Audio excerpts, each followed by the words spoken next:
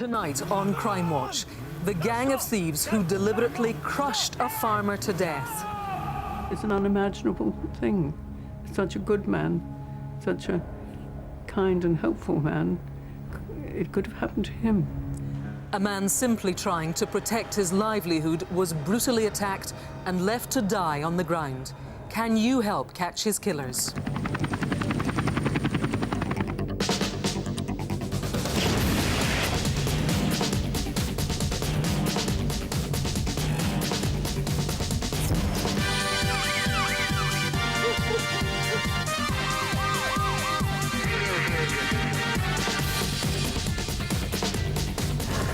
Hello and welcome to Crimewatch. We're going to bring you the full story of what happened to Julian Gardner, the Sussex man who was murdered on his own farm, in just a moment.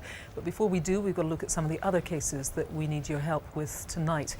5 years after great-grandmother Nora Tate was bludgeoned to death in her own home, we need to know who sent this Christmas card. Officers suspect that whoever wrote it knows the killer. What are you doing? What do you want? Go away! Leave me alone! So if you sent this card or you know who did, please get in touch. We also need to find the rapist who has attacked several women in South London. He's been caught on CCTV and, crucially, seems to have a very distinct limp. Tell us, who is this man? And the sadistic robbers targeting businessmen and their families in the northwest of England, including torturing people by dousing them in boiling water. Now tell me where the rest of the money is. There isn't any more! And then I seen a guy with a castle, and I thought, is this going to be a threat or is it going to be for real? Absolutely dreadful. We need to find those men and fast. And Rav, who's on your wanted board tonight? Well, take a look at this lot. We've got people wanted for drug smuggling, firearms offences and even a festive mail order scam. So if you recognise any of them, get in touch. And Matthew, what have you got for us? Well, we have a great example of what can happen when you do pick up the phone. Thanks to a Crimewatch viewer's call and some sophisticated forensic work, a prolific gang of jewel thieves were finally brought to book. Get your hands in the small of your back! Get your hands in the small of your back! Well, the gang really thought they could keep getting away with it. We'll reveal the full story of just how wrong they were. Plus, the incredibly rare and expensive Stradivarius violins stolen from London's Euston Station. It's very similar to this one here in the studio. I have to tell you, they are both worth a fortune. Can you help detectives find the £1 million fiddle? Now, Julian Gardner was a pretty proud man. He'd built up a good-going business on his farm in East Sussex. And it wasn't just his place of work. It had been home to him and his 91-year-old mother, Molly, Mrs. Gardner, for over 40 years. So when a gang invaded the farm in early October, he was determined to protect it. But his decision to confront the raiders was one that would cost him his life. Good morning, 8 o'clock. It's BBC Sussex on Monday, the 11th of October. Maybe red, I don't know, but then that wouldn't... So would it, really? OK, we'll do it red then. What are you stopping for? It's Julian. Oh, my God.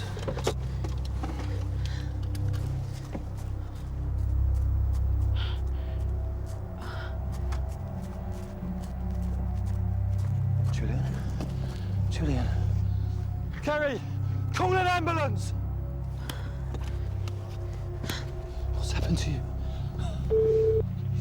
Ambulance emergency, can I have your address? It's Bushbound Farm, Robertsbridge. My husband works here. Yeah. He's driven into the driveway and Mrs. Boss, Julian, is laying dead on the floor. Right. There's blood everywhere. Okay. There's blood over his face and all dirt. Oh. He's dead.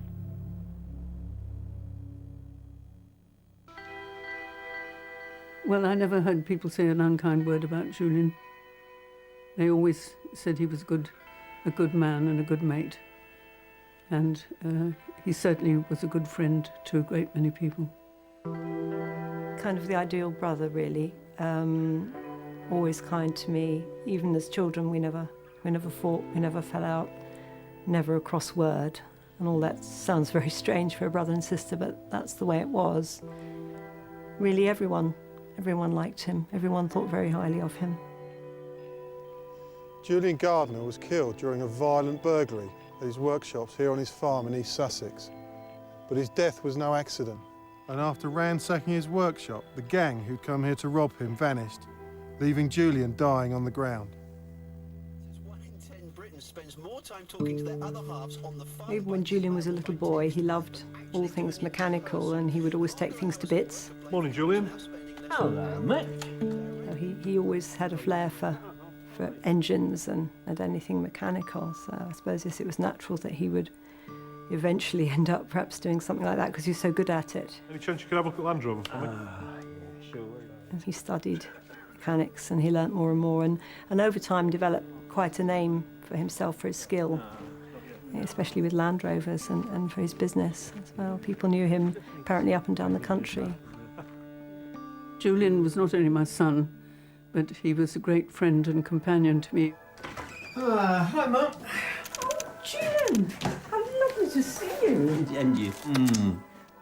I picked up the post for you. Oh. He would come every Sunday and do the giant crossword with me, whatever the weather, whatever else he was doing. Oh, that looks right. What's one? I don't think... He was patient and kind and very good company. That looks right. Yeah. And so we did a little bit of the crossword and he said, goodbye, see you soon.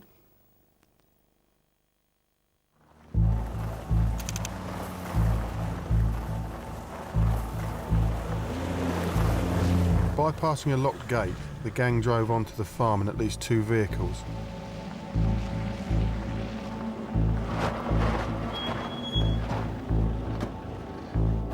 You two, get the doors open. We've got to find another motor to work.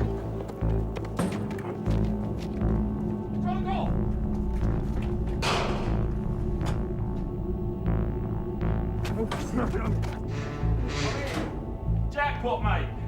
Blimey. Wheels, tyres, alloys. Gonna need another motor. But what they hadn't realised was that Julian's house backed onto the workshops, and by now, having been awoken by the noise and commotion, he'd set off to investigate. Julian owned 2 licensed shotguns, and we believe he took one of these with him when he confronted the gang. But there's no evidence to suggest it was ever fired.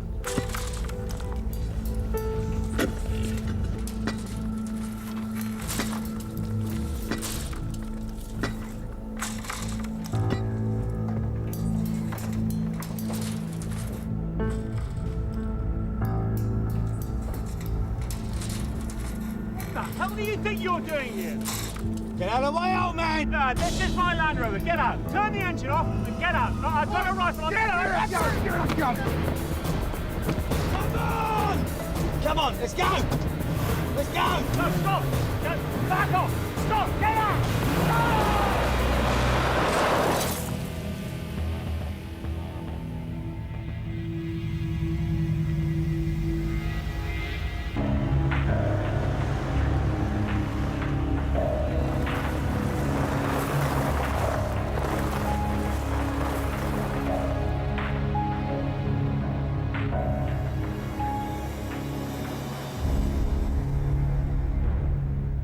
Julian was brutally and deliberately crushed by the gang who'd come here to rob him. His injuries were so severe that he had no chance of surviving. Trying to protect his property and livelihood from violent thieves had cost him his life. I think a lot of the time we still don't believe this has happened to us. It has been really hard. He was so well loved by everyone, and for this to happen to him, of all people, it seems to make it even harder. Neither Anna or I can really quite fully come to terms with what's happened. Such a good man, such a kind and helpful man. Well, I'd say perhaps stop a moment and think, was what you gained worth a life?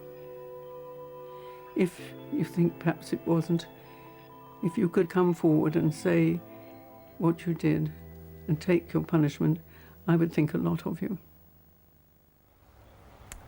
Joining me now is DCI Hibbert, who we saw in the reconstruction there. Adam, thanks for joining us with your team tonight. Julian's mum we saw there is a very composed, very dignified lady, but she's 91. All she wants to find out is who killed her son. That's correct. A totally unnecessary level of violence resulting in the tragic death of Julian.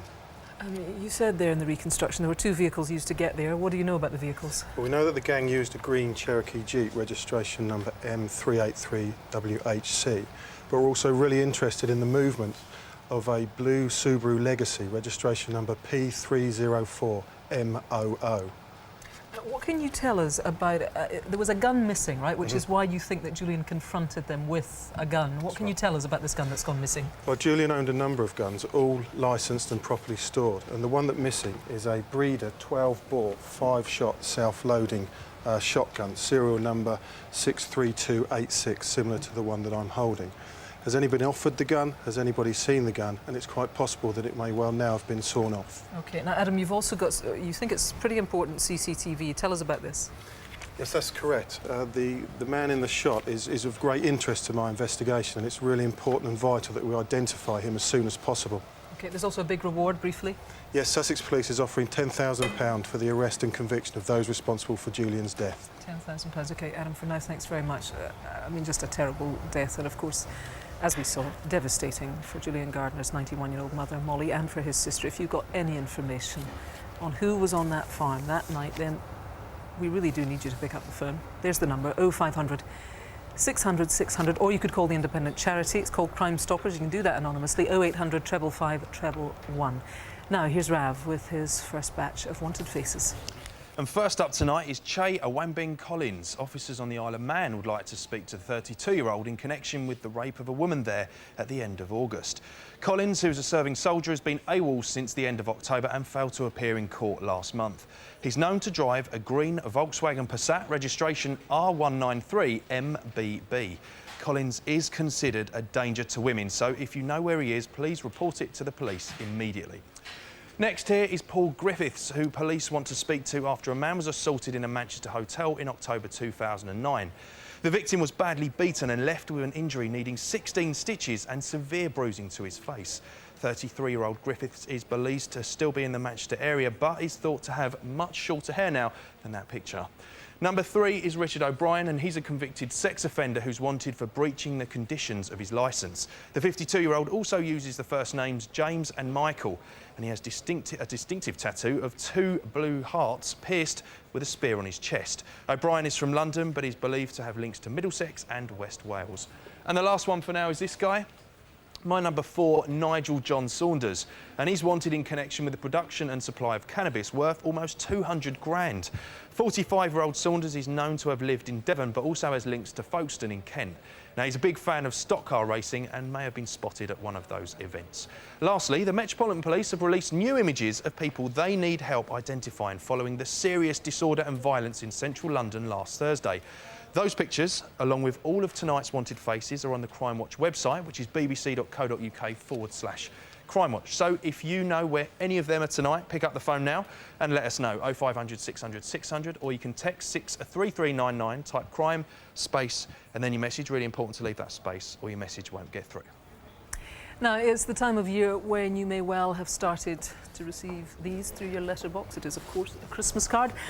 However, this one is very different from the millions of others that we exchange each year. It was sent last December to detectives investigating the death of a great-grandmother in Doncaster, and whoever sent it had far more than festive wishes in mind.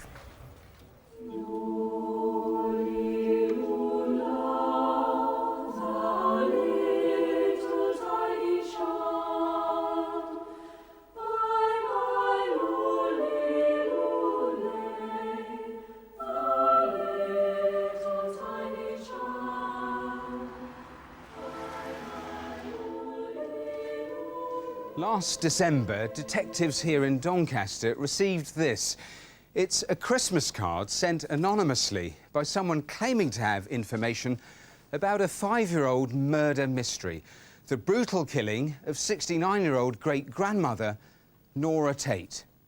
My mum was really bubbly, really chatty to people, chatty to her neighbours. She led a quiet life, you know, it's a simple life. She'd had her children, they'd grown up, she'd had grandchildren, great-grandchildren. It was nice, quiet life that she just pottered around and went shopping occasionally and come back and people visited, and she was a pleasure to be around. On the morning of the 13th of October 2005, Nora was found having been beaten to death in her own home. Nora, can you hear me? She'd been hit repeatedly around the back of the head and died as a result of the severe fractures to her skull. Why would somebody murder my mum? You know, she's an old lady in her own home in the middle of the day, living a quiet, pleasant life. Why on earth would somebody have the need to murder my mother? A murder investigation was launched. I'm begging for anybody who does know anything at all to please get in touch, no matter how trivial it might seem to them. But with no obvious motive, detectives had little to go on and turned to the public for help. Nora Tate from Doncaster was in her 60s and someone bludgeoned her to death. But sadly, on this occasion, the appeal didn't yield the breakthrough the police and Nora's family were hoping for. And as time passed, the investigation was scaled down. But then, out of the blue, detectives received this Christmas card. Could it finally be the breakthrough they'd been waiting for? Now, this is the actual card that you got. Now, I know that you can't show us the handwriting to protect the identity of the person who sent it, but we've got an exact replica with the words printed on it. Just remind us when that was actually sent to you. Yes, we received this on the 17th of December 2009 last year. And inside the card, it says, "To the Nora Tate Murder Inquiry, keep up the good work. I might know a little something or nothing. I'll be back in touch after Christmas." And you're pretty sure that's genuine? We can't be sure, but we are taking this very, very seriously. And I would just like to clarify that the author of this card is not a suspect. It is someone I believe has vital information in relation to the murder of Nora Tate. Now, they said there they'd be back in touch after Christmas. Were they? No, they weren't. No one who's been spoken to on this murder investigation since this card is received has made any reference to it at all. But what I would say is that the family of Nora Tate have been waiting for closure and justice for some 5 years now, and the author of this card may be able to bring this to a conclusion. So, what do detectives know about Nora's murder? The day before her body was found, Nora spent the morning at Doncaster Royal Infirmary having a hearing aid fitted. She then popped into town for some shopping before getting the bus home. What happened next isn't certain, but it's thought her next stop was the Lucky My fish and chip shop on Hexthorpe Road. Morning, what do you like? Small fish and chips, please. £3.35, please. They can't remember serving her, but fish and chips were found at her house and their takeaway menu was in her pocket. From here, we think Nora headed home. Detectives believe Nora was killed only a short time later. When she was found the following day, her fish and chip lunch was barely touched on the dining room table. There was no sign of forced entry or evidence of a struggle. So, is it possible that Nora knew her killer? Perhaps they knew that she tended to leave the door unlocked. Hello. What you doing? What do you want? Go away! Leave me alone! Leave me alone!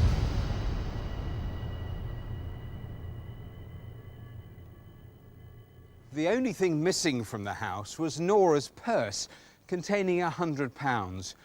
For someone to murder a defenceless pensioner with such brutality and for such a small amount of money is truly shocking. They must be caught. Everybody thinks that Christmas is a family time where you sit down and you have your dinner and you eat too much and you eat too much chocolate and you eat too much turkey and things like that. And my mum were part of that. You take it for granted your mum's there and she's not. My mum's not here for Christmas because she was murdered. Very sad. Well, joining me now is Detective Superintendent Neil Jessup, who is heading up the investigation. Thanks for taking time to join us tonight. We hope we can help you. A nice, quiet life. She just pottered around, said her daughter. This was a woman who'd lived in the same street for 20 years. It begs the question, who on earth would want to kill her? Why would they want to kill her? That's right. The motive is unclear. The only items missing were a purse and some £100 in cash. As you saw from the film, you know, Nora did potentially leave the front door unlocked. Maybe that's the reason why the attacker knew Nora, knew of that. Certainly, when you look at the level of violence against Nora and the lack of disruption within the house at the time, and certainly no evidence of it being ransacked, every indication that Nora would have known her attacker, and certainly the attacker would have known Nora. Briefly, do you think there was more than one killer involved here? We keep an open mind. There may well have been. That might be another reason why there was so little disruption in the house. Now, here's a puzzle. This card here, what's that all about? Sent to you last December? That's right, that was received in the incident room, and we would appeal to the author of this card to come forward. We clearly believe they've got vital evidence and information in relation to Nora's murder. They would be treated in the strictest of confidence. Please, now is the time to speak. On behalf of Nora's family, come forward, get in touch, make contact with us. Let's take a look, Neil, at an e-fit that you think might be important. Take us through this. That's right. This is a male. He's in his mid to late 20s, white, short brown hair, believed to be selling foodstuffs, cheese, bacon, tea, coffee in the area of Hexthorpe at the time of the murder. Now, it's crucial that we speak to this individual. This individual, again, may hold vital information. There are some close links to Doncaster, believed to have an ex-partner in the Bolby area, believed to have close links to the Conisborough area of Doncaster. And as equally, we need to eliminate this person from the inquiry. OK, Neil, for now, thank you very much. I should tell you there is a big reward here, £20,000 for arrest and conviction of the person responsible. Nora was murdered, as we heard, 5 years ago. That Christmas card, though, only arrived in December, last December. Did you send it? Do you know the person who sent it? Indeed, if you've got any information on Nora's murder, please call this number. It's 0500 600 600. Now over to Rav with some criminals caught on camera. Right, here's our first collection of criminals caught on camera, and we start with a horrible gang-related stabbing. It's around 10 p.m. on a Thursday night in April, and these cameras pick up a chase between two groups of youths in Edmonton, North London. The 20-strong group is hunting down a member of a rival gang, and as they run through the bus station, they finally catch up with him. The attackers are armed with baseball bats and knives, and they set about their victim in a ferocious attack, stabbing him 19 times. Remarkably, he survived, but the gang who did this need to be caught. There's a £10,000 reward for information leading to the conviction of the attackers. So help end this senseless violence and name them tonight. Next, a disturbing piece of footage from Cardiff. A young woman is on her way home after a night out in September. As she walks past the University Students' Union, she's spotted by a passing driver. Just up the road, he pulls over, gets out of his car, and follows her. In an alleyway, he catches up, and checking no one is watching, approaches and puts his arm around the woman. Moments later, he sexually assaults her. Afterwards, he calmly makes his way back towards his car. This man needs to be caught tonight before he does it again. Make the street safer and tell us who he is. Amazing footage. Call us now, 0500 600 600, or you can text us on 63399, type crime space and then your message. And if you need a second look, go online, bbc.co.uk/crimewatch. Now, there's been a series of sexual assaults in Tooting in London over the last 3 years. Police are optimistic, though, that you're going to be able to identify the man responsible because he's been caught on camera and he is very distinctive. Detective Chief Inspector John Oldham is leading the investigation. He's here with us now. What more can you tell us, John? Hello, yes, there's been 3 offences to date which we can link. The first was a rape in August 2007. The other 2 were serious sexual assaults in January 2009 and May of this year. All the offences are in the Tooting area and in the early hours of the morning. What's unusual about this offence is that the suspect was unusually friendly towards the victim after the offence, offering them a cigarette or engaging them, attempting to get their phone number. Yeah, that is very unusual. Let's take a look at this CCTV you've got. First of all, let's take a look at the attacker walking alongside a street in Tooting. He's going past the bus shelter. This is him with the check shirt on. The woman who is about to become his victim walking on the inside. Now, there he is again with a jacket on. He's walking quickly away and with purpose, apparently in the opposite direction from the lady who heads off down this street in the dark. The important bit is that now, here we go. This is the attacker coming back. He looks around, checks to see if anybody's there and heads down the street after the woman. That is entirely chilling, I have to say. Now, let's come to the distinctive bit. Can you talk us through that? Yes, for this piece of CCTV shows he has a distinctive limp. If you see the left leg, he flicks and kicks it as he puts it down. I've been working with a specialist podiatrist, an expert in how people walk, and he explains very helpfully that this could be a permanent condition, could be the result of one leg being longer than the other, or it could be the result of a serious injury. Yeah, and that's his left leg, is it? That's kind of flicking yes. out as he walks there, and the foot especially is flicking out. In terms of the area, in terms of the person, briefly, what else do you know? Well, it's a very, very small area, an area less than 1.5 square miles. We believe he has a strong local knowledge, and from the CCTV and what the victims have been able to tell us, we believe he's from the Tamil local area community. There is a DNA profile on the man, so we can quickly eliminate anyone from the inquiry. There is a £10,000 reward, and as I say, we believe he is an attacker which we need to get very quickly. Yeah, we certainly do. Thank you very much, John, for updating us.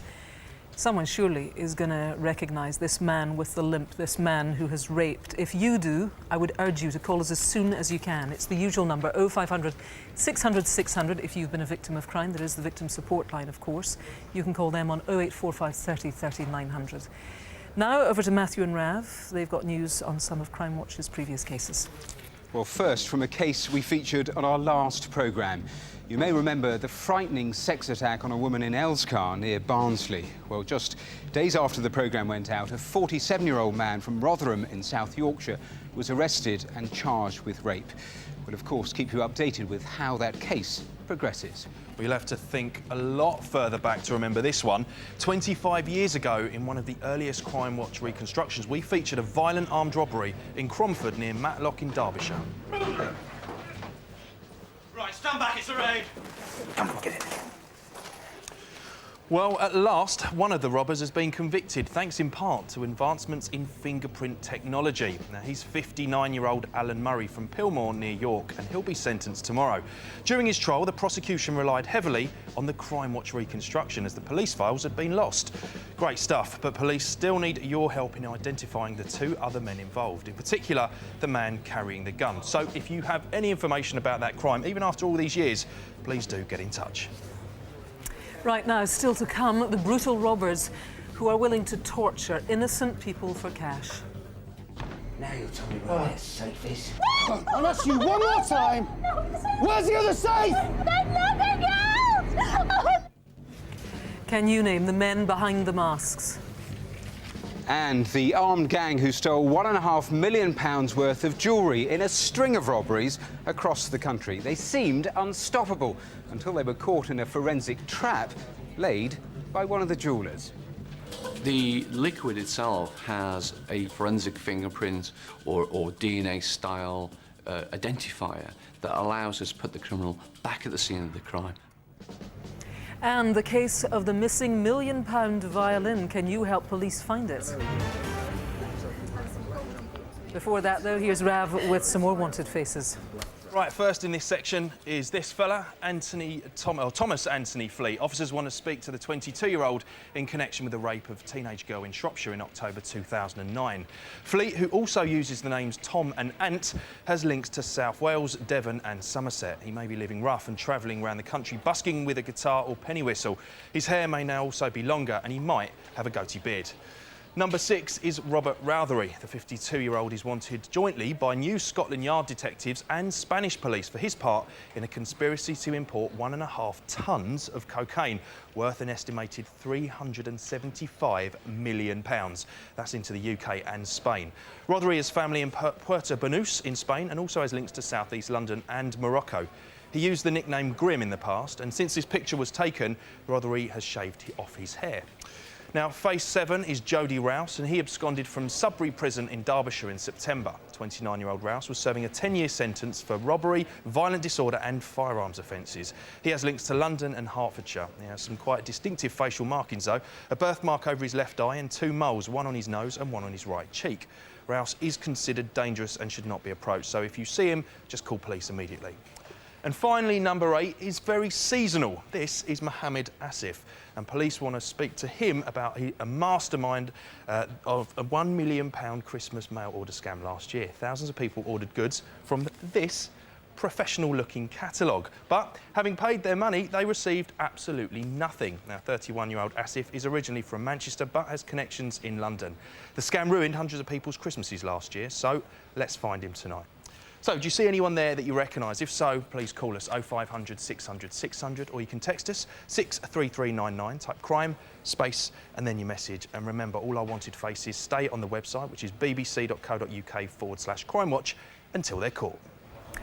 Now, the gang of armed robbers who have forced their way into several family homes in northwest England over the past few months. They've beaten a man senseless. They terrorised a couple in their late 60s. They even tried to drown a family pet. But most worryingly of all, they are prepared to torture to get what they want.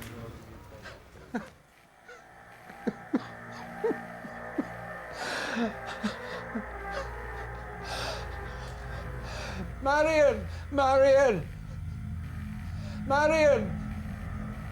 Oh, God, what have they done to you?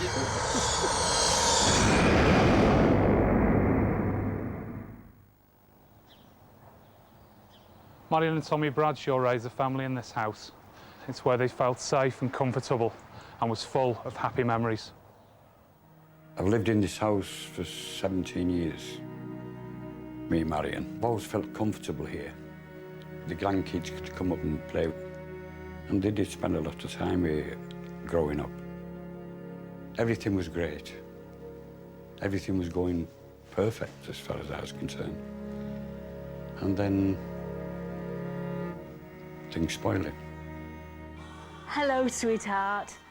It's Granny. Hello. Are you looking forward to the fireworks tomorrow? Great. No, don't you forget to let me know how those rockets went on. You know the ones I bought you? Let me know how high they went. OK, enjoy yourself. Bye.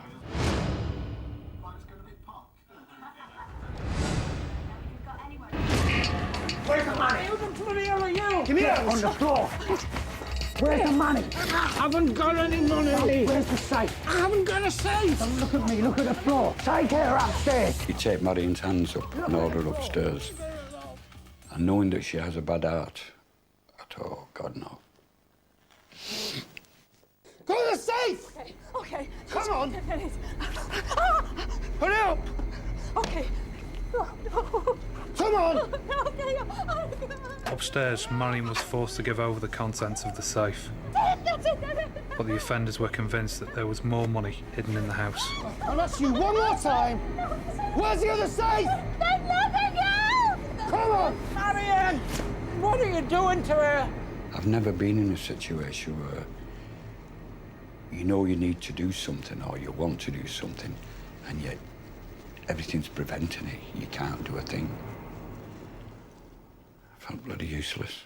Oh, you're a big tough man, aren't you? Doing that to a woman. Shut up! Right, get a kettle. Get out. What are you doing? What are you doing? Clean the shit. What are you doing? Now tell me where the rest of the money is. There isn't any more. And then I seen a guy with a kettle. And I thought, oh, God, is this going to be a threat or is it going to be for real? Now tell me where the money is. There isn't any more. Come on. Are you going to tell me now? There isn't any more. Come on, let's go. You want to scream out to release tension or whatever. I thought I can't. I didn't want to cause that more anxiety for it.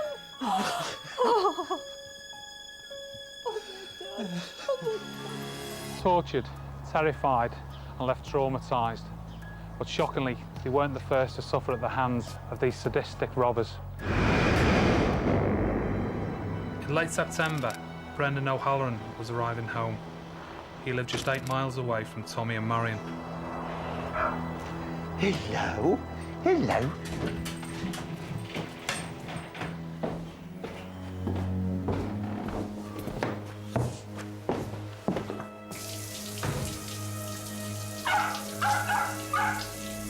Juice Lily.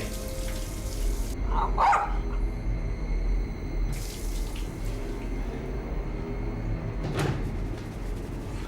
was in there about 5 minutes, having a wash, and the bathroom door opened, and there was 3 men stood there with balaclavas, pickaxe handles. On the floor! On the floor! Time up! Where's the money? Oh, money! Where's the money? I don't got any money! Where's the money? I gave them the money what I had, and then they thought there was a safe. They kept just shouting at me, "Where's the safe? Where's the safe?" Now tell me where your safe is. Let's want to drown your dog. I haven't got a safe. Right, get the dog. Leave him. Get him in there. Next minute, he took the dog in the toilet and tried to flush you. Drown it. Tell me where your safe is. Even though he'd already handed over thousands of pounds, the gang were greedy for more. Brendan insisted there was no more cash, but they didn't believe him. Get the kettle. Now you'll tell me where that safe is. Give him the water. Thought I was going to die. Thought it was going to kill me then. They tied me up and left me there. They left me for dead. The men we are looking for are sadistic and cowardly thugs. They have terrorised a woman in her own home, beaten a defenceless man to a pulp, and tortured a 69-year-old. Someone out there knows who did this. Do you know what the people you're protecting are capable of? I can't replace what they've took away from me and my family. They've took their home away. They don't feel safe anymore. I've thought of extremes you go to, or can go to.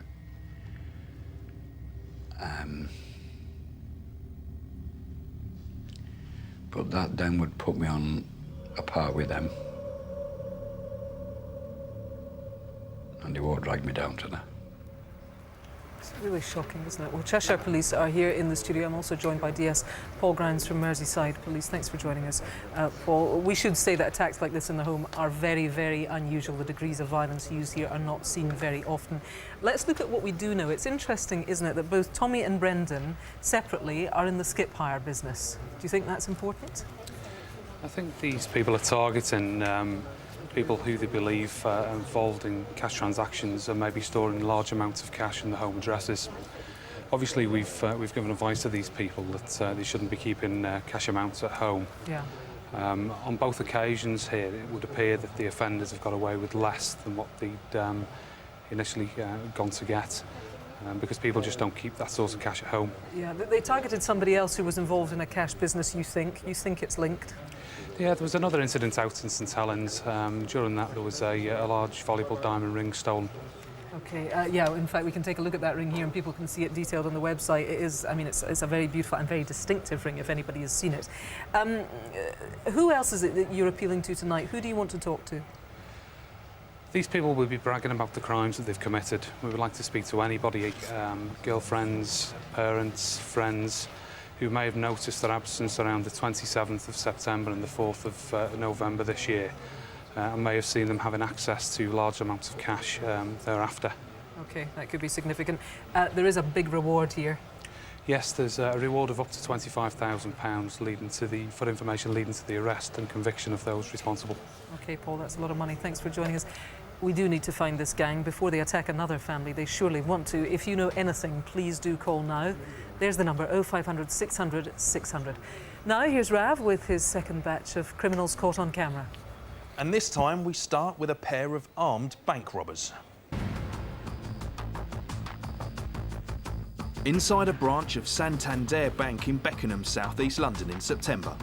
Guards arrive with a routine cash delivery, but moments later, 2 robbers appear to confront them. There's something strangely similar about their deadpan expressions. They're wearing latex masks. And though they may look like a pair of jokers, they have a gun and threaten to use it. They tie up the guards before making off with a large sum of money. Now, you might not be able to see their faces, but officers are sure there are people out there who know who these highly organised criminals are. Can you help unmask them tonight? Here's a young lady who needs a good ticking off. She was clocked by a camera in a branch of the pawnbroking chain Cash Converters in Norwich in September, where she was browsing with a male friend. While he has the shop assistant's attention, she wastes no time and cheekily grabs a Rolex wristwatch from the display cabinet and slips it into her bag. Just seconds later, she's out the door, taking the £7 watch with her. Time is of the essence. Tell us who she is tonight. If you know anyone, you know what to do. 0500 600 600, or you can text us on 63399. Just type crime, space, and then your message. On now to the chilling case of a father of two who was murdered in July of this year. 27-year-old Richard Deacon was shot and killed whilst in his own home, lying in his own bed in Chasetown in Staffordshire. 5 months on, his family are distraught and they are terrified. Police need your help to find out who killed him. Joining me now is the officer who's leading the case, Detective Chief Inspector Dave Garrett. Dave, thanks for joining us.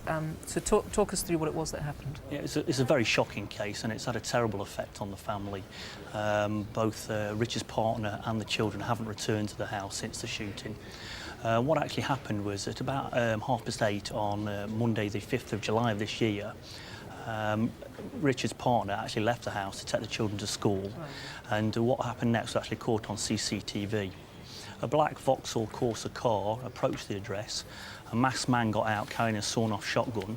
He went across the garden, entered the house, went upstairs and shot Richard twice in bed. He then left the house, got back in the car and drove it a short distance away where the car was actually dumped. And there, this is we're just watching him now, just exiting there, as cool as a cucumber. Yeah, he no looks. running at all. What do you know for certain about the killer? What we know is that they were driving around the scene of the crime prior to the offence. They actually then drove the car about half a mile away and dropped it in Copynook Lane in Burntwood, where it was recovered. And we believe the offenders, we've got intelligence, the offenders are from the Wolverhampton area. Right, OK. Now, I mean, just watching that film there, you could see how calmly the guy walked out after he had shot somebody. He had just killed somebody. That's right. Do you think it's a professional hit? I think it's got all the hallmarks of a contractual killing, but we still need some help to find out why Richard was targeted and also who actually committed that offence. And there is a reward on offer of £20,000 for information leading to the conviction of Richard's killers. And it's the first time that obviously the family have got Christmas without Richard, so they are desperate for answers. Of course they are, Dave. Thanks very much for updating us. So, can you help Richard's family begin to try to at least put their lives back together after this completely shocking crime? I would urge you tonight to pick up the phone. There's the number, 0500 600 600. Now, more news on cases that you've already helped with. And firstly, news on a case we showed you in March 2009. Father of three, Ahmet Paytak, was shot and killed when two men on a motorbike attacked the family shop in Holloway, North London. The rare motorbike was captured on CCTV as the killers made their getaway. The family had been left devastated by what police believed was a case of mistaken identity. Well, in November, 31-year-old Michael James from Manor House in North London was given 2 life sentences with the recommendation that he serve a minimum of 30 years. The other man involved in the attack is still to be identified. There's a £20,000 reward for information leading to the conviction of those involved. So, if you have any information about this attack, please contact us tonight. Now, yesterday, this man, 35-year-old Mark Weston, was found guilty of the 1995 murder of Vicky Thompson in Ascot under Wychwood in Oxfordshire. The case was reconstructed on Crimewatch and showed the mother of two setting off to walk the family dog. She was found later with fatal injuries by a nearby railway line. Well, Weston is the first person to have faced a second murder trial as a result of new forensic evidence since the so-called double jeopardy rule was abolished. Small amounts of Vicky Thompson's blood, which were missed during the initial investigation, were subsequently discovered on a pair of Weston's boots. And lastly, you might remember this lady who we featured on our Wanted Faces board last month. Adele McCall was on the run after being convicted for GBH for attacking a man with a vodka bottle. We had several calls about her, and as a result, she was picked up just a couple of days after the show. McCall's due to be sentenced at Birmingham Crown Court tomorrow. Another great result. Next, how a gang of jewel thieves who thought they were unstoppable were finally brought to book. They struck repeatedly across the country, in total bagging around about £1.5 million worth of high-end jewellery. Well, now Matthew has the inside story of how painstaking detective work, cutting-edge technology and a sharp-eyed Crimewatch viewer all combine forces to put the gang behind bars. Right, you get on the floor! Get on the floor! Between 2005 and 2007, a gang of jewel thieves carried out a series of daring armed robberies across the country. They were quite a sophisticated team. On average, they were carrying out one robbery every 2 months. They were able to get in and out of the premises very quickly, sometimes in under a minute. This is the story of how detectives from Hampshire used new forensic techniques and a call from a Crimewatch viewer to track the gang down and put them behind bars.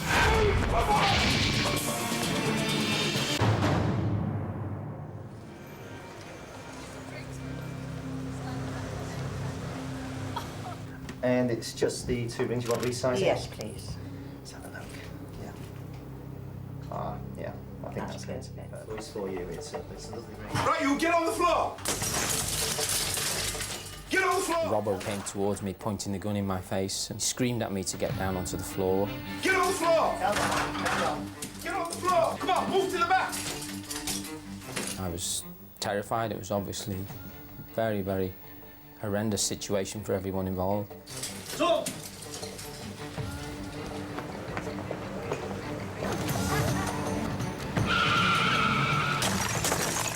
Again and again, they struck jewellers in all corners of the UK, from Hampshire to Yorkshire. And the gang would change their disguises from job to job. Sometimes it was fake beards, glasses and hats. On one occasion, it was a postman's uniform, another, full forensic suits. But once their appearance changed, one thing remained the same. They were always armed. Get on the floor! Move! Move! But during their first raid in Winchester, one of the robbers had left a vital clue. Boss. OK, what have you got? Found a glove here. We sent that glove for forensic analysis and found that it contained the DNA of a male. That DNA was matched on the DNA database to a male called Luke Aaron Nash. Nash had been a serial offender since the age of 15 and had 19 convictions, mostly for theft and burglary, by the time he was 24. And crucially, he was from Birmingham. But Nash was not about to cooperate. I don't know what you're talking about. I don't know nothing about it. He refused to answer any of their questions. So, in the hope he'd lead them to the rest of the gang, police decided to let him go. Then, in October 2006, the robbers struck again in Lichfield. But despite their meticulous planning, they couldn't get the cabinet doors open, and they left empty-handed. As a result, they made what turned out to be a crucial mistake. They decided to return to the scene of their first successful robbery, Jeremy France Jewellers in Winchester. But this time, Jeremy France was ready for them. 3 men came in all together. There was a staff member, there were 2 members of the public. The gun went straight onto them. I personally was up in the office and I hit the buttons. Anti-bandit smoke flooded the shop, causing the robbers to panic and run back towards the door, where a special sprinkler system was waiting for them. The liquid it sprays is called smart water. The liquid itself has a forensic fingerprint or DNA style identifier that allows us to put the criminal back at the scene of the crime, at the time of the crime. If we located those people, we could positively link them, without any shadow of a doubt, to the Jeremy France robbery. And that's where Crimewatch came in. The jewel thieves who think they can get away with it time and time and time again. Well, let's prove them wrong. And someone did. Just one phone call gave police the breakthrough that they needed. The viewer named 3 men, and all of them were from Birmingham.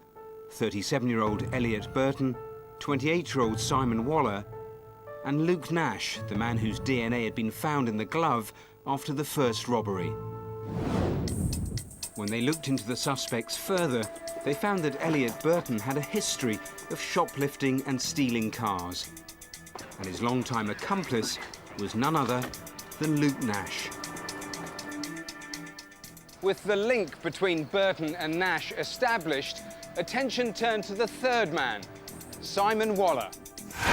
Officers had noticed that Waller resembled one of the robbers that they'd labelled the Flat Cap Man. But could they prove it was him? They enlisted the help of a facial recognition specialist. There were some very persuasive similarities in terms of the overall appearance of his face, the musculature of his cheeks. In particular, for me, was the appearance of his nose and the way that effectively it turned up towards the point of the tip. We were able to go back to the police and say that there was good supporting evidence that they were one of the same person. After 14 months of detective work, police were finally ready to make their move. Get your hands in the small of your back! Get your hands in the small of your back! All right! The houses of all three were searched for anything which might link them to the robberies. Nash and Burton were clean, but inside Waller's house, police struck gold. They discovered in a bag 53 items of the stolen jewellery. And inside an airing cupboard, another breakthrough, 2 handguns. But were these the weapons used in the robberies? We analysed the 2 guns at the Smart Water laboratories, and we found that one of them was covered in smart water. We could prove and provide evidence to the police that actually that smart water could only have come from Jeremy France in Winchester. The evidence against Waller was damning. Facial recognition had identified him, and he'd been caught red-handed with both stolen jewellery and the handgun. They could link Nash to the first Winchester job. Come on, Luke, tell me about the glove. His DNA was found at the burnt-out getaway car, but building a case against Burton was a lot trickier. Listen, I don't know Simon Waller. I don't know what I'm doing here. I don't know what you want from me. I ain't done nothing, all right? But Burton's lies couldn't save him when this photograph was recovered from his laptop, showing the pair on very friendly terms. After an investigation lasting 14 months, detectives finally nailed one of the most elusive jewellery gangs the UK has ever seen. Nash was sentenced to 7 years for the first Winchester job, and Waller got 9 years for conspiracy to rob. Both men pleaded guilty. Unlike Elliot Burton. In the final weeks of his trial, Burton skipped bail and went on the run.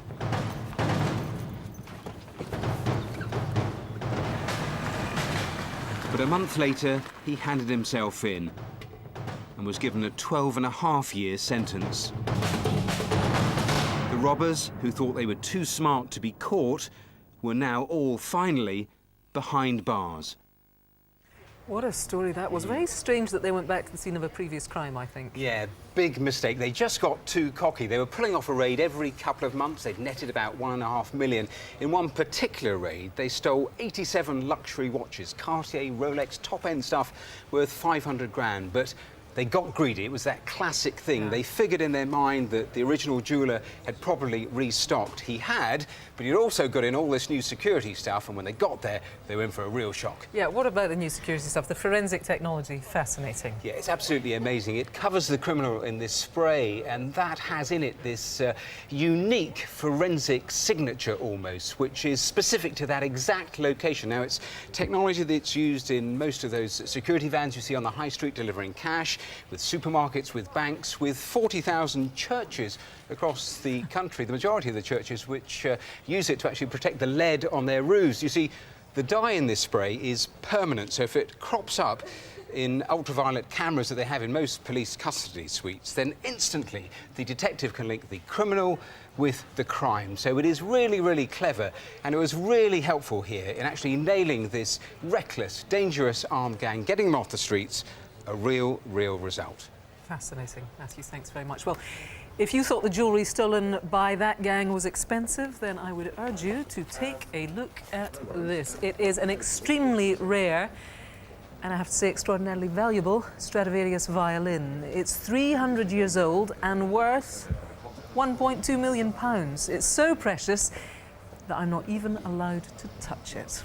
Well, 2 weeks ago, another equally irreplaceable Stradivarius, very similar to this one, was stolen from the world-famous violinist Min Jin Kim. She'd stopped for a sandwich at Euston Station in London when opportunist thieves struck. Well, joining me now is Detective Inspector Andy Rose from British Transport Police. What a tale. What more can you tell us? Well, these pieces are unique. They're easily recognisable and they're very, very difficult to sell on the open market. It's got a great value to, obviously, its owner, for both professionally and sentimental. But the irony is that I don't believe that the thieves had any idea what they were actually taking when the offence took place. Incredible. It was also stolen with a couple of bows that amount to 60,000 quid's worth. Yes. I want to ask you, Andy, briefly, because I haven't got that much time, about the CCTV. People haven't seen this before. You haven't released it. No, what are we looking at? We're releasing images of three men who we've not yet identified, who were at the scene at the time the bow was stolen. And we think they've got information that's vital to our investigation. We'd urge them to come forward and speak to us. Obviously, we'd like to speak to anyone else who's got information about the theft, and we'd like to speak to anyone who knows the current whereabouts of the violin, and there's a £15,000 reward. Yeah, that might help. Thanks very much. If you've got any information on the missing Stradivarius, please do get in touch via the usual number. Now, Rav's got details of what's been happening on the phones tonight. Rav. Well, the phones have been very busy. As you can see behind me, we've had over 20 calls on the Sussex farmer murder already, and lots of names suggested for the man on CCTV. This guy, remember, the police want to speak to him as he was in the area at the time of the offence, so it looks like they're closer to speaking to him. And very quickly, Nora Tate update. We've had 7 calls, but in particular 2 names for this e-fit, so let's hope that leads to some arrests. Right, that's everything for now. Details on all of tonight's cases, including the reconstructions, of course, are on the website, the usual address, bbc.co.uk/crimewatch. I think it's been really busy on the phones tonight, but the lines will stay open until midnight, and from 7:30 tomorrow morning. We're going to be back in January, but before then, don't forget, we're going to be here in just 35 minutes after the news with an update on all of tonight's cases. The viewers in Northern Ireland are going to have to wait a little bit later, 11:10 there. If you think that you can help, it is not too late. Call now. Your calls really do count. I'll see you at 10:35. Until then, from me and all the team, thanks for watching. Thanks for calling. Do have a very good evening. Bye-bye.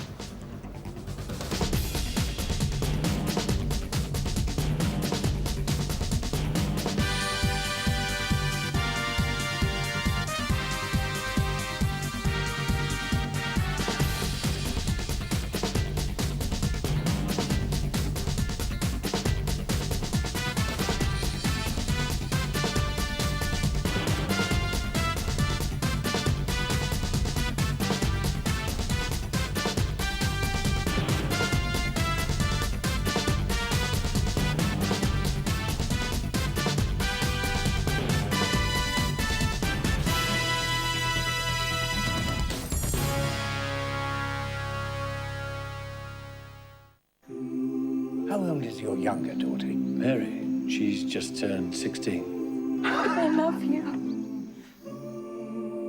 Haven't we always believed this moment will come? Hello, Mary. My name is Gabriel. You have been chosen. You're saying that a messenger came from God and told you that you'd bear a son? Yes, Joseph. Please don't hate me. Please, we're looking for a room. The Christmas Story retold in 4 parts. Look. Nativity starts Monday at 7 on BBC One and BBC One HD.